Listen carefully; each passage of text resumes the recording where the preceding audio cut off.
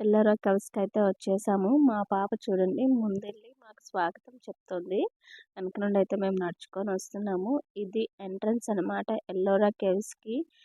ఎండ అయితే మండిపోతుంది. దారుణంగా ఉంది. మార్నింగ్ అంతా ఎండ ఉంటుంది. నైట్ అయ్యేసరికి బాగా చలేసేస్తుంది. అక్కడ క్లైమేట్ చాలా డిఫరెంట్‌గా అయితే ఉంది.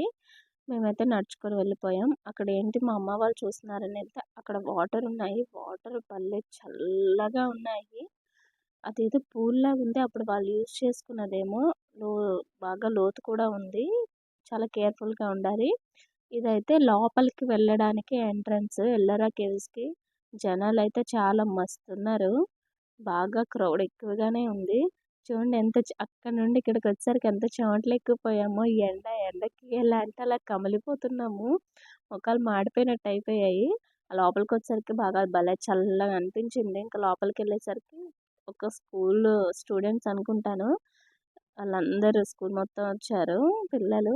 అక్కడ టీచర్స్‌తో కలిపి ఫోటోస్ అయితే దిగుతున్నారు. ఆ ఏనుగుని తోకైతే లేదు, తొండం లేదు పాపం. Cut cut చేసేసారంట.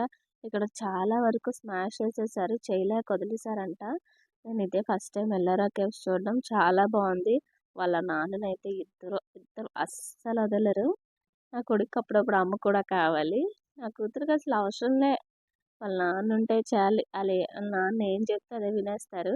బాగా అయితే నడిచారు చాలా వరకు. అందుకే ఇంకా ఎండగా ఉందనేసి ఇదిగో మా డాడీ ఒకళ్ళని మా ఆయన ఒకళ్ళని ఎత్తుకున్నారు. చెప్పాను కదా క్రౌడ్ అయితే చాలా ఉంది. మా తమ్ముడైతే వీడియో తీస్తున్నాడు.